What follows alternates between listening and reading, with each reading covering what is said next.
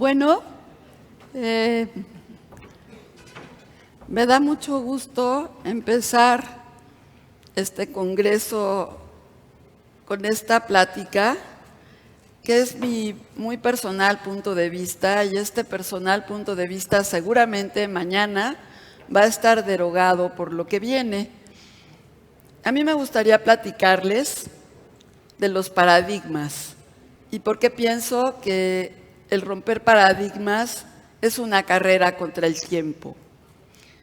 La gente rígida, la gente que es cuadrada, la gente que ve a través de un agujero, vive en un paradigma útil durante algún tiempo, pero cuando se convierte en inútil y no lo destruimos, no avanzamos. Entonces, ¿qué es un paradigma? Es una teoría o conjunto de teorías cuyo núcleo central se acepta sin cuestionar y que suministra la base y modelo para resolver problemas y hasta algún punto avanzar en el conocimiento.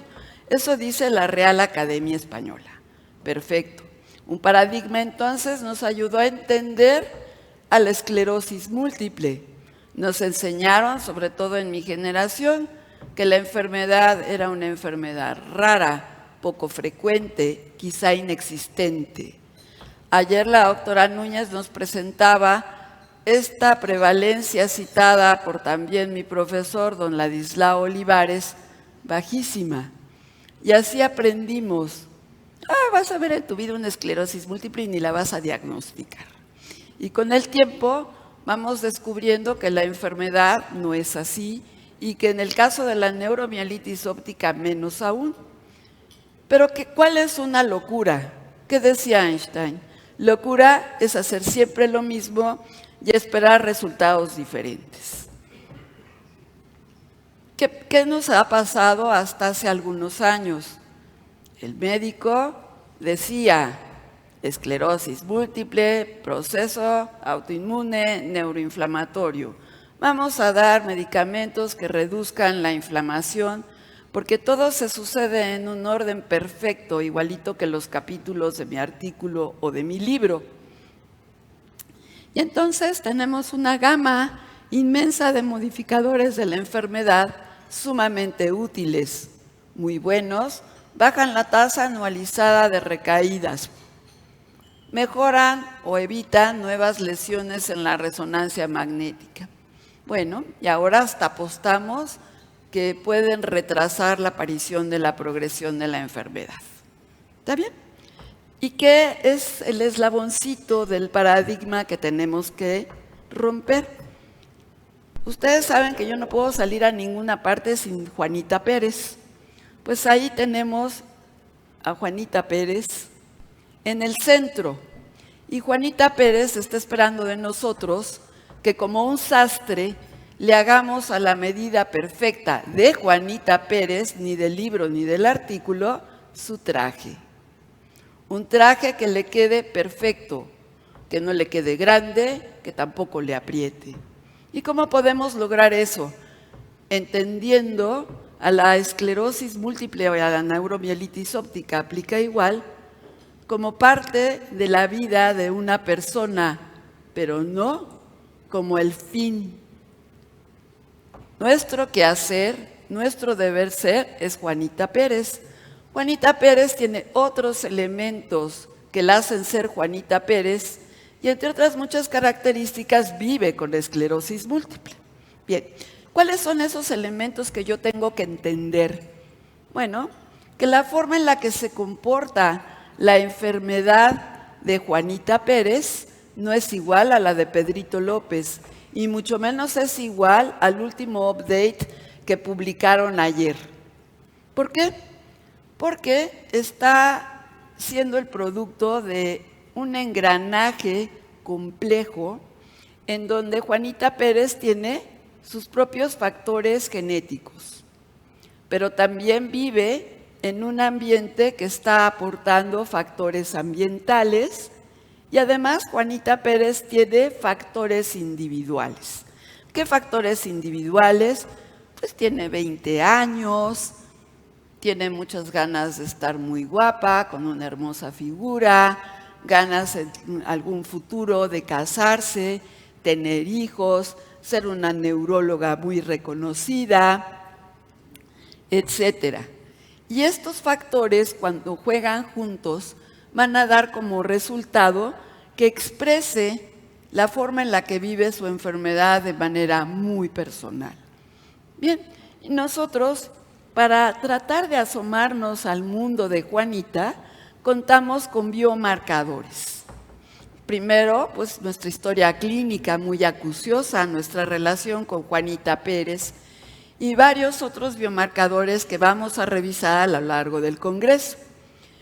Pero también tenemos lo que Juanita Pérez nos dice sobre sí misma, el Patient Report Outcome famoso, o PROS, la manera en la que Juanita Pérez nos cuenta cómo vive su enfermedad, cómo vive el tratamiento que le damos, cómo vive en su trabajo con su enfermedad, cómo vive cada vez que quiere salir a un congreso y tiene que llevar línea fría, por ejemplo, si lleva medicamentos que no son orales, etc.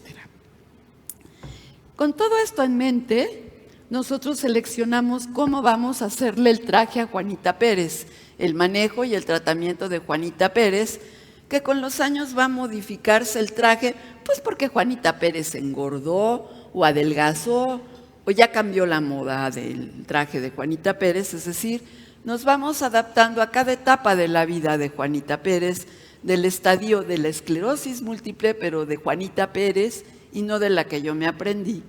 Y con lo que ella nos dice y los biomarcadores también, nosotros periódicamente evaluamos lo que estamos haciendo con Juanita Pérez, le damos seguimiento y somos capaces de dar marcha atrás si notamos que el dobladillo de la falda de Juanita Pérez se descosió. Igual usamos otro hilo. Muy bien. Entonces, hemos evolucionado del paradigma de diagnosticar esclerosis múltiple a hacer el diagnóstico de las características de la persona con esclerosis múltiple. Es decir, a diagnosticar la esclerosis múltiple, la forma en la que la vive el paciente que tengo sentado frente a mí en el consultorio. Si revisan el artículo que está al pie de página, van a leer un enfoque muy interesante al respecto. Y entonces, al evolucionar en este paradigma de estudiar a la enfermedad y no al enfermo, hemos aprendido que Juanita Pérez tiene variantes genéticas, ustedes saben, hay antígenos de histocompatibilidad que ponen en mayor riesgo, otros que por el contrario nos protegen, hay factores ambientales de riesgo, la obesidad, la carencia de vitamina D, la presencia de antígenos y anticuerpos contra el virus, entre otros Epstein-Barr, el tabaquismo, cambios en la microbiota, la actividad física, etcétera, etcétera, etcétera, que van a modificar las variantes genéticas que pueda tener Juanita Pérez, y ya está aquí mezclándose elementos únicos de esa persona, su genética y su ambiente. Y les decía, como tratando de adivinar qué pasa con Juanita Pérez, además de hablar con ella y revisarla, cada vez tenemos biomarcadores más y más sofisticados. Y no se preocupen porque nuestros profesores en breve nos van a hablar incluso cómo empiezan ya a jugar en el diagnóstico con nuevos criterios para ayudarnos a ser más efectivos. Y los biomarcadores, ustedes saben, pues el gold estándar todavía de los biomarcadores, la resonancia magnética, cada vez con más técnicas, por supuesto, la tomografía por coherencia óptica, las bandas oligoclonales en líquido cefalorraquídeo, las cadenas ligeras kappa en líquido cefalorraquídeo, los neurofilamentos, en el gabinete los potenciales evocados y hasta gadgets digitales tenemos que nos anuncian si el paciente tiene inestabilidad de la marcha, si tiene fatiga, etc. Muy bien, jugando con todos estos elementos seleccionamos el tratamiento lo evaluamos periódicamente con los biomarcadores otra vez y con lo que nos cuenta el propio paciente sobre su experiencia, y entonces damos un seguimiento al proceso que vive Juanita Pérez con su enfermedad. Y deja de ser nuestro foco la teoría, para convertirse en parte de la vida de una persona de la que nosotros estamos teniendo el honor de formar parte de su historia. Y tenemos la obligación de evaluar periódicamente y de tener la humildad de decir, esto no me está saliendo bien, pues a lo mejor tengo que preguntarle a alguien con más experiencia, me tengo que dormir y a la almohada consultar, ¿será que me equivoqué de diagnóstico? ¿Será que elegí mal? ¿Será que no tengo una buena relación con Juanita Pérez y todo está perfecto, pero ella no tiene adherencia? Muy bien. Otro paradigma que hemos aprendido en las últimas fechas a romper es el orden en el que aparece la esclerosis múltiple. Nos enseñaron neuroinflamatoria. Palomita, ya la sabemos tratar, ¿no? Hay muchos medicamentos de alta eficacia. Bien. Y creíamos después va a aparecer la neurodegeneración. Cada vez sabemos más que esto no es verdad, que es un continuum. Y la proporción que se expresa de una y otra parte de la enfermedad depende justo del rompecabezas por el que comenzamos la charla, que es este rompecabezas de Juanita Pérez. Sus factores genéticos, sus factores ambientales, sus factores individuales y su estilo de vida, que van a expresar diferente. ¿Cómo podemos demostrar que es un continuum? Desde luego que ustedes conocen estas resonancias perfectamente, están en el trabajo de Okuda. En 2009, Okuda y colaboradores nos hablaron del síndrome radiológico aislado. Aquellas lesiones, recuerdan ustedes muy bien, típicas de la esclerosis múltiple, algunas como pueden ver en esa resonancia, incluso captantes de gadolinio, en un paciente que, cuando menos nosotros, no habíamos identificado ningún signo neurológico y le hacen una resonancia por cualquier otra razón. Bueno, pues ¿qué creen? Cuando se sigue a estos pacientes en el tiempo, se ha encontrado que una muy buena proporción de ellos ya expresan deterioro cognitivo. Ya están confundidos en sus tareas, como estamos viendo en esta caricatura, tienen enlentecidos los procesos de su pensamiento y tienen otras dificultades en el área cognitiva. Y aún más, se han encontrado neurofilamentos séricos aumentados hasta 6 años antes de que se exprese clínicamente la esclerosis múltiple. De modo que ya estamos viendo lesiones inflamatorias en una resonancia magnética, estamos viendo biomarcadores del proceso neurodegenerativo y estamos viendo la clínica del daño cognitivo antes siquiera de que nosotros nos hayamos percatado de que el paciente tiene esclerosis múltiple. ¿Por qué es importante reconocer esto? Porque si nosotros no lo reconocemos, pues no vamos a seguir ahondando en lo que es la parte medular de la enfermedad. Le tenemos miedo a la fase inflamatoria, sí, pero con el tiempo a lo que le vamos teniendo más terror es a la parte neurodegenerativa, en donde hasta hoy no hay vuelta atrás. Y entonces, claro, nosotros sabemos, nos enseñaron, alrededor de una vena viene el proceso de la inflamación aguda, los linfocitos CD8 representados en rojo dominan, hay algunos CD20 y la expresión por resonancia magnética de este proceso pues es el signo de la vena central que está aquí. Histopatológicamente nosotros tenemos muchos cortes donde podemos ver la placa de desmielinización, los macrófagos y los linfocitos actuando ahí ya en esto.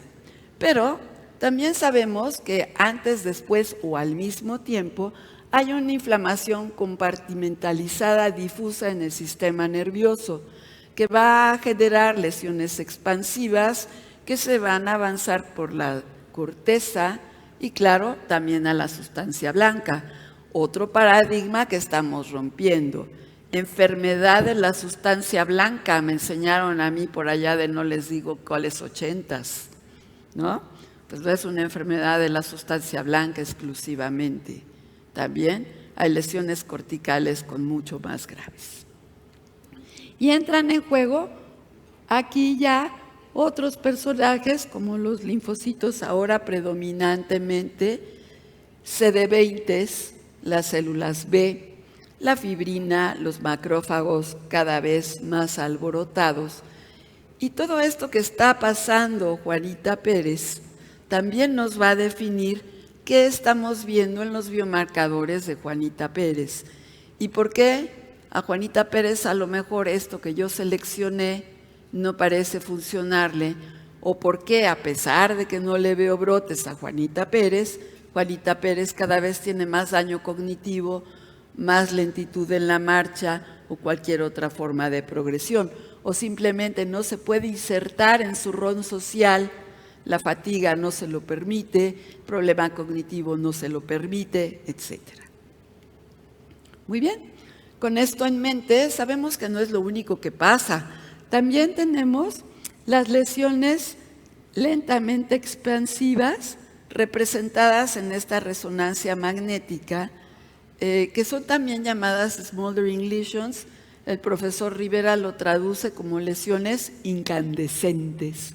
Estas lesiones, otro paradigma roto, que se consideraban lesiones crónicas, pues ahí están. Resulta que son lesiones activas, no son lesiones inactivas. Estas lesiones activas ahí están. ¿Y qué nos están expresando? Bueno, ustedes saben que durante la desmielinización empieza a haber estrés oxidativo, acumulación de radicales tóxicos, alteraciones de los canales de sodio, acumulación de calcio, que van a dañar el metabolismo. Y entonces las mitocondrias se aceleran, tratan de compensar todo esto que está sucediendo, tratan de producir la energía suficiente para que el oligodendrocito madure y produzca más mielina. Pero esa mitocondria se va a agotar. Y cuando se agota y disfunciona, empieza a acumularse hierro alrededor del oligodendrocito, otro signo, ahora muy de moda, del anillo paramagnético representado en el centro de la diapositiva. Bueno, todo esto va a dar lugar a que se active la microglia. Ustedes saben que es muy importante el papel inicial, deshacerse de los debris, pero llega un momento en que sobrepasa su función fisiológica para convertirse en un proceso patológico y perpetuar la desmielinización, cerrando el círculo vicioso con más lesiones activas expansivas. Estas lesiones, smoldering lesions, nos están presagiando la severidad y la acumulación de la discapacidad. Decíamos, sí, tienen un centro hipocelular desmielinizado, pero tiene degeneración axonal y una margen hipercelular de microglia y de macrófagos activados con astrocitos reactivos, en un círculo vicioso sin fin. Aquí no hemos sido tan efectivos. Todavía no lo hemos, y hay muchos estudios, hay muchos protocolos, ya hay un módulo que van a escuchar de tratamientos nuevos, tratando de batallar contra este proceso tan grave que nos está hablando de la disminución de la capacidad de las reparaciones, de la mayor cantidad de lesiones corticales y de la formación de folículos linfoides con células B ectópicas subpiales que se han convertido en el enemigo. Pero que esto aparece al final es otro paradigma roto. Esto puede aparecer en cualquier momento y en cualquier proporción.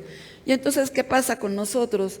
Pues ahora somos muy listos. Ahora tenemos una serie de factores pronósticos que nos permiten, al estar haciéndole el traje a Juanita Pérez, decir, para Juanita necesito 5 metros del mejor casimir que le puedo comprar, aunque a Pedrito le pude hacer su traje con 2 metros.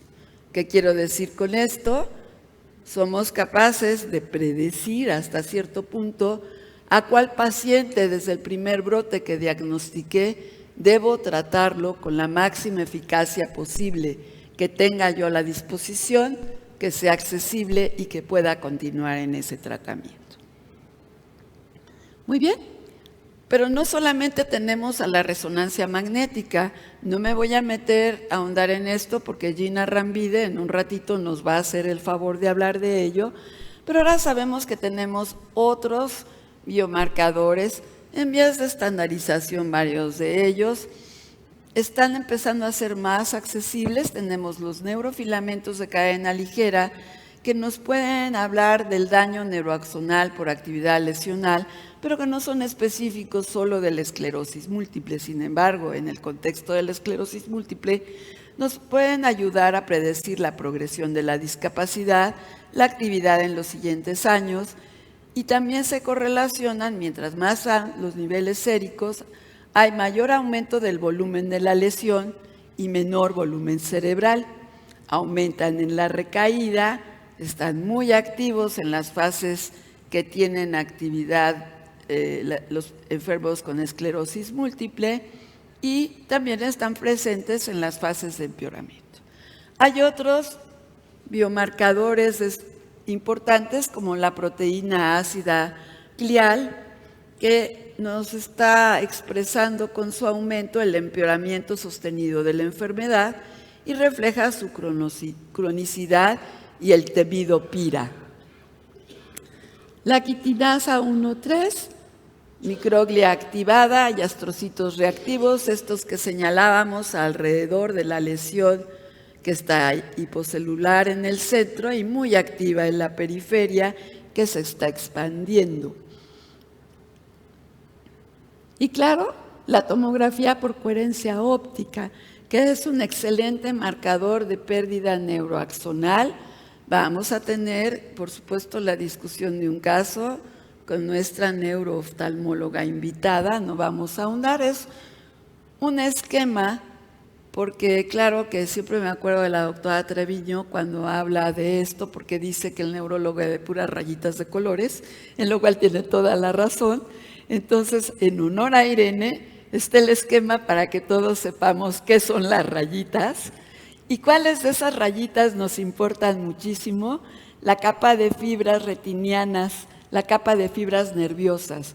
El grosor va disminuyendo en algunas enfermedades, puntualmente, obviamente, la esclerosis múltiple, tanto si el enfermo ha tenido como si no ha tenido neuritis óptica.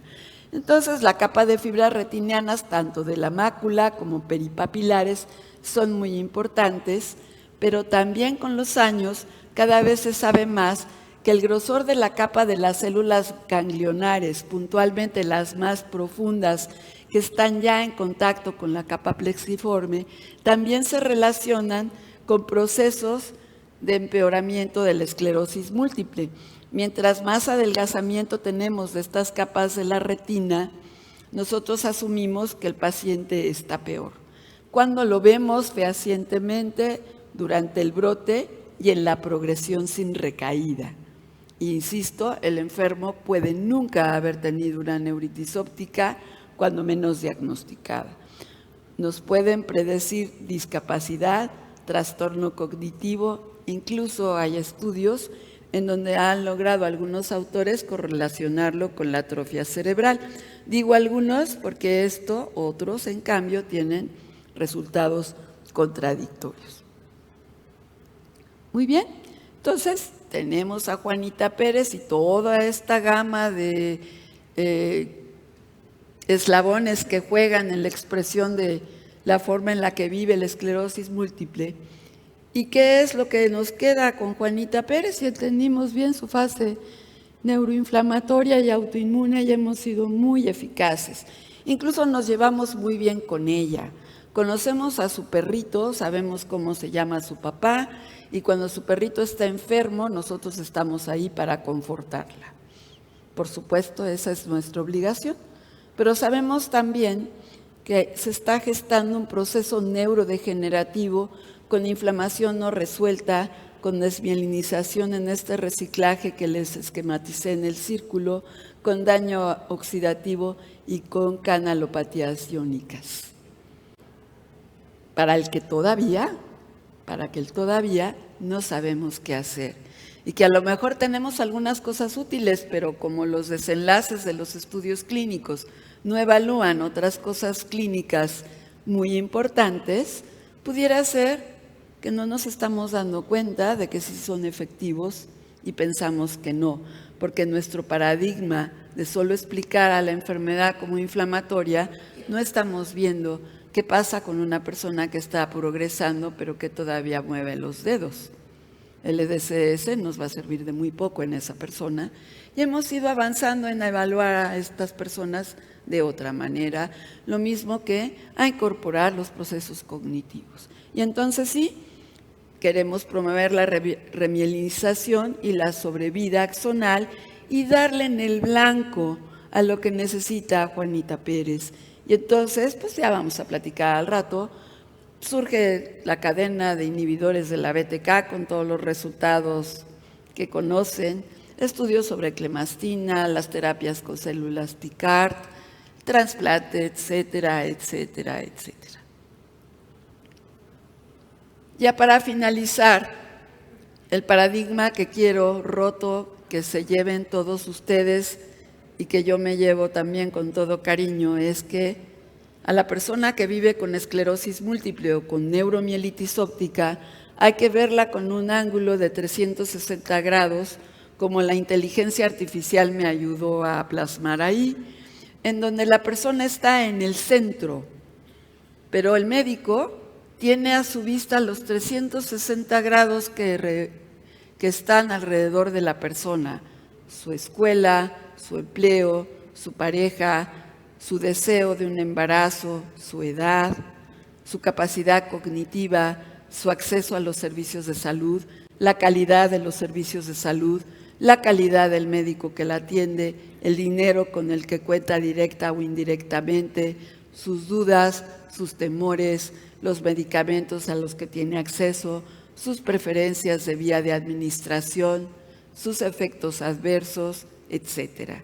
En la medida que somos capaces de distinguir los 360 grados en la vida de Juanita Pérez y situarnos ahí, es en la medida en que vamos a estar más aptos para ir acompañándola en todas sus necesidades, resolver las que podamos, pero las que no podamos, no abandonarla, estar junto a ella. Y entonces, por eso es una carrera contra el tiempo, romper paradigmas. Mientras nosotros queramos seguir viendo a la esclerosis múltiple como una enfermedad teórica que estudió en los artículos, que se aprendió el libro, no vamos a cambiar la vida de Juanita Pérez eficazmente. Es una carrera contra el tiempo, porque la fase neurodegenerativa que puede aparecer en cualquier tiempo es un enemigo que convierte a la enfermedad en una enfermedad grave, en una enfermedad que amerita la atención inmediata, que no puede esperar, que requiere un diagnóstico preciso, adecuado, muy bien, y un manejo a la medida de la persona. ¿Y qué creen? Esa responsabilidad, colegas queridísimos, recae en nosotros neurólogos. Es una responsabilidad inmensa. Pocos padecimientos del sistema nervioso central pueden ser modificados en su evolución natural. Y la vida nos está regalando esa posibilidad al ser estudiosos de este tipo de enfermedades. Muchísimas gracias.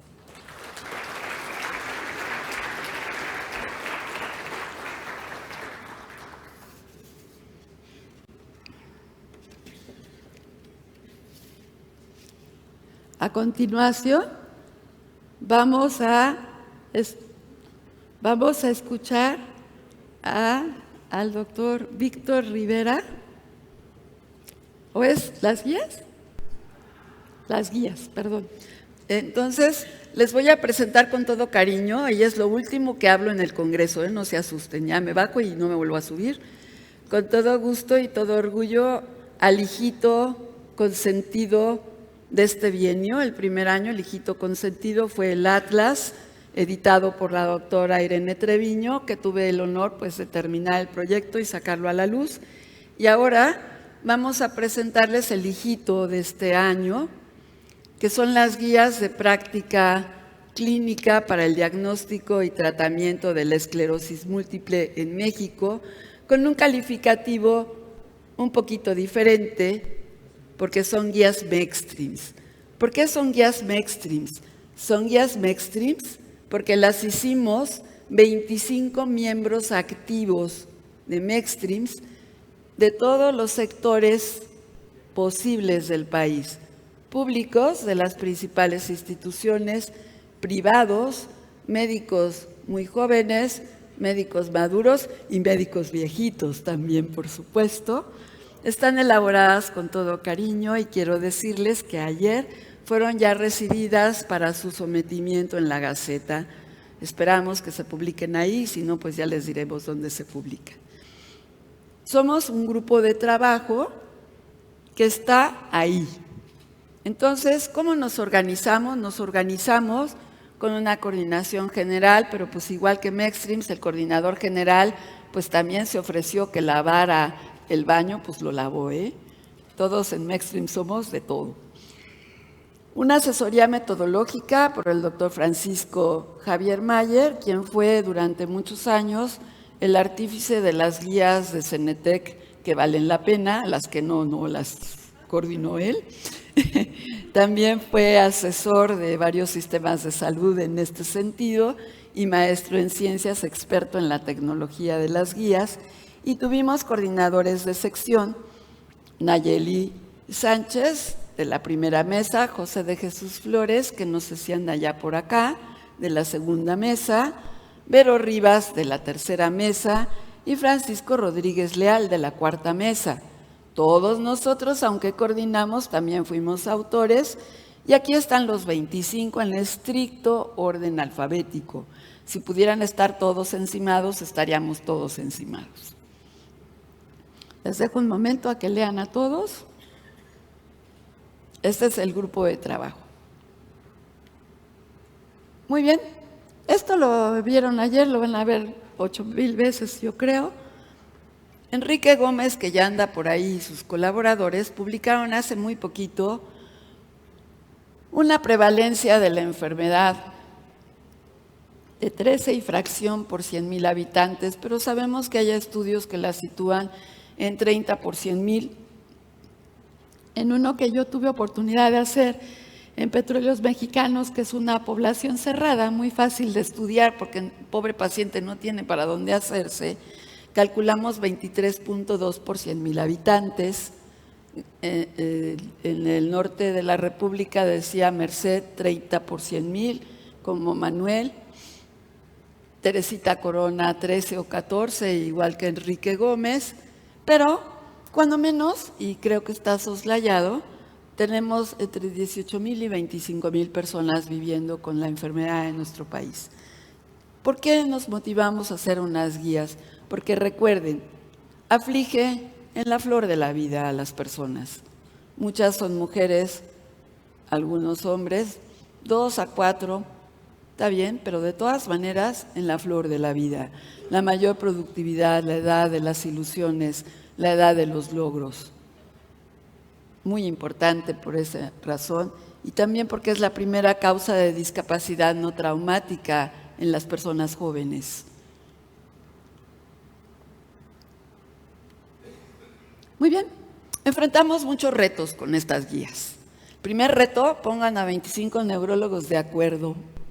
Ese es el primer reto, los reto yo a ustedes a que si nos juntamos 25 no va a haber 30 opiniones. Y el referee, pues Francisco Mayer, ¿no? Oye, ya ver eso, ¿qué evidencia tiene? No, que es 1A. ¿Y por qué es 1A? ¿Por qué no es 3B? Bueno, lo dejamos en 2. Por eso representamos diferentes servicios de salud. Poblaciones heterogéneas. Paco, que ejerce en el norte, no enfrentan lo mismo que Naye en Guadalajara, por ejemplo, ni enfrentan lo mismo que Raúl o Ildefonso en San Luis Potosí. Son realidades diferentes, instituciones diferentes. El reto de ya aplicar los nuevos criterios todavía no publicados en un paper oficial, pero que ya van a ver plasmados hasta donde están en nuestras guías, para que el neurólogo tenga esa conciencia de la dinámica y del cambio. Nuevos tratamientos modificadores de la enfermedad, aunque reconocemos el problema de la accesibilidad en México. ¿Qué objetivos fueron los de las guías? Homologar los criterios de diagnóstico y tratamiento en nuestro país. Muy importante, homologarnos como neurólogos cuando ya decimos que el enfermo efectivamente tiene esclerosis múltiple. Cuando decimos, no sé, a lo mejor tiene otra cosa. ¿Y qué otra cosa podría tener si no es esclerosis múltiple? Pero también responder a las necesidades y a la realidad de los distintos contextos de nuestro país, de las distintas instituciones, con más recursos, con menos recursos, tanto como a la población que no tiene ningún recurso.